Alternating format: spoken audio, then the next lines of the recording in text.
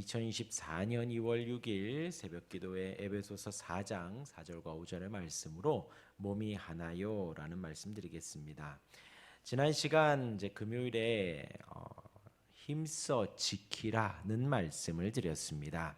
그 어떤 것보다 그 어느 것보다 응급으로 긴급으로 처리할 것이 있다 했지요. 그것이 바로 겸손과 온유와 오래 참음이라 했습니다. 그러면서도 서로 용납하라고 했습니다. 그것이 우리가 신앙생활하는 데 있어서 최우선으로 긴급으로 해야 한다 말씀을 드렸습니다. 왜냐? 예수님이 우리에게 겸손하셨습니다. 예수님이 우리에게 온유하셨고 오래 참으셨기 때문에 우리 또한도 그렇게 하기 마땅합니다. 또한 성령께서 우리를 하나 되게 하셨습니다. 우리는 그것을 잘 지켜나가기만 하면 됩니다. 우리 보고 하나 되라 하시는 것이 아니에요.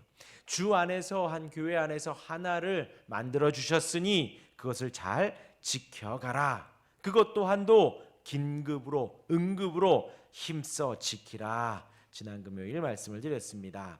오늘 4절의 말씀은 성도들이 그렇게 겸손과 온유와 오래 참음과 용납과 하나 되게 하신 것을 유지해야 하는 이유가 등장합니다. 4절에 왜냐하면이 생략되어져 있습니다. 왜냐하면 몸이 하나요 성령도 한 분이시니 이렇게 해석이 되어집니다. 그 이유는 하나님 성령님도 한 분이시고 우리가 추구하는 천국의 소망도 하나이기 때문입니다. 성령께서 우리 안에 살아 계십니다. 하나님께서 우리의 연합을 원하시기 때문에 우리는 그것을 유지하기 위해 힘써야 한다는 것입니다. 하나님께서는 우리 모두를 한 음성으로 부르셨기 때문에 우리들은 모두가 동일한 믿음으로 하나 되어질 수 있다는 거예요. 우리를 부르신 분이 한 하나님이시고 우리를 하나 되게 하신 분이 한 하나님, 동일한 믿음으로 부르셨다라는 것입니다. 한 하나님께서 한 음성으로 부르시고 한 소망을 향해 달려나갑니다. 이렇게 우리가 하나가 된 거예요. 우리 모두는 주 안에서 하나님의 자녀입니다. 천국에서도 갈라질 수 없어요. 우리가 이렇게 같이 예배하고 기도하고 한 몸 되어진 한 형제 자매이지요. 천국에 가서도 한 형제 자매로 살아간다는 거예요. 우리 모두가 원래 한 형제 한 가족인데 지금 이렇게 따로 살기도 하고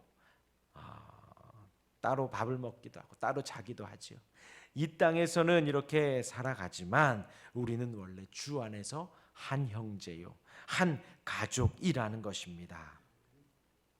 칼빈 주석에는 이 부분에서 그렇게 우리를 한 가족, 한 형제로 만들었기 때문에 우리가 그것을 안다면 서로 불화할 수 없다는 거예요. 서로 싸우거나 다툴 수 없다는 거죠. 한 가족이기 때문에. 몸 안에서의 성도들의 연합은 다른 것으로 되는 것이 아니라 성령이 그들 안에 내주하심으로 일어납니다. 그러니까 예수님의 머리로 한 우리는 한 지체잖아요. 한 몸이잖아요. 그것이 무엇으로 된다? 한 성령의 내주하심으로 되어집니다. 성령께서 우리를 하나로 묶으십니다. 그러기에 하나가 되는 것은 당연하다라는 거예요. 당연하다. 병 중에 근육 위축증이라는 질병이 있습니다.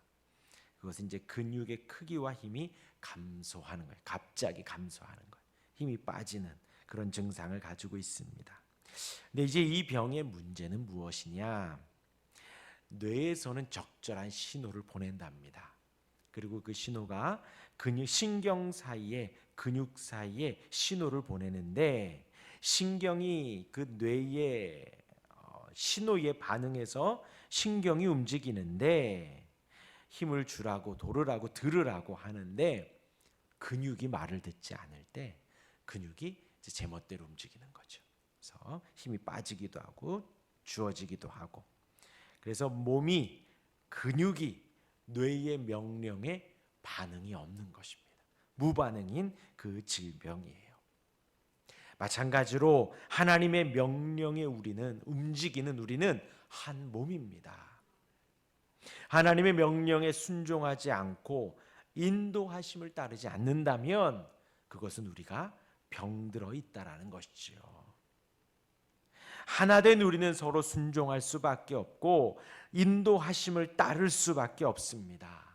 우리의 머리 되신 예수 그리스도의 그 명령, 온 땅의 주인 되신 하나님의 그 명령에 우리 모두가 다 한 몸 되어 순종하고 인도하심에 따를 수밖에 없다는 것이죠.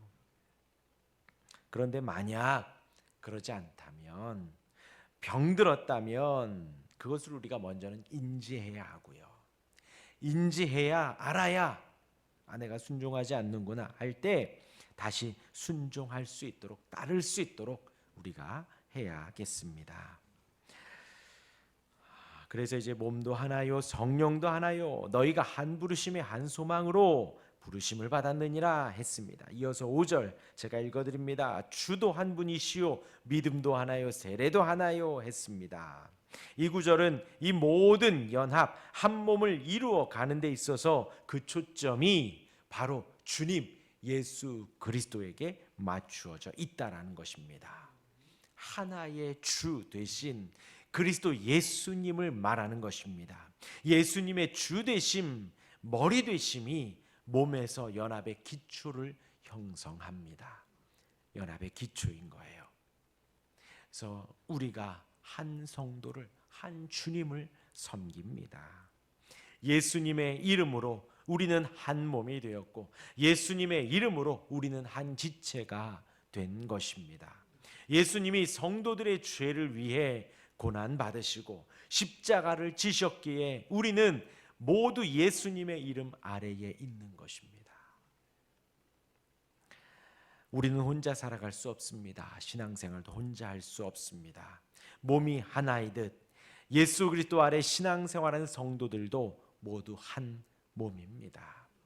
그래서 우리가 다른 곳을 바라보는 것이 아니라 예수 그리스도를 바라보는 거예요. 다른 분을 의지하는 것이 아니라 우리의 머리 되신 예수 그리스도를 의지하는 것입니다. 그 주님의 명령 아래에 우리가 하나 되어 모인 것이지요. 바울은 그 하나 된 것을 힘써 지키라, 그 믿음을 말하는 거예요. 그래서 우리는 예수를 믿지요. 예수를 잘 믿습니다. 그리고 예수를 믿는 그 믿음만큼이나 우리가 이렇게 하나 되어진 것을 힘써 지켜가는 거예요. 그러니까 이 믿음은 중요하고 이 믿음은 나중에 좀 해야겠다, 그것이 아니라 그것이 온전히 하나 된 것입니다. 성도들이 하나 된 것처럼, 몸이 하나인 것처럼 이 믿음이 구원의 믿음이고 이 믿음이 유일한 믿음인 거예요. 바울은 그것을 그렇게 응급으로 힘써 지키라고, 몸이 하나 된 것을 그렇게 지켜가라고 권면하였습니다. 기도하겠습니다.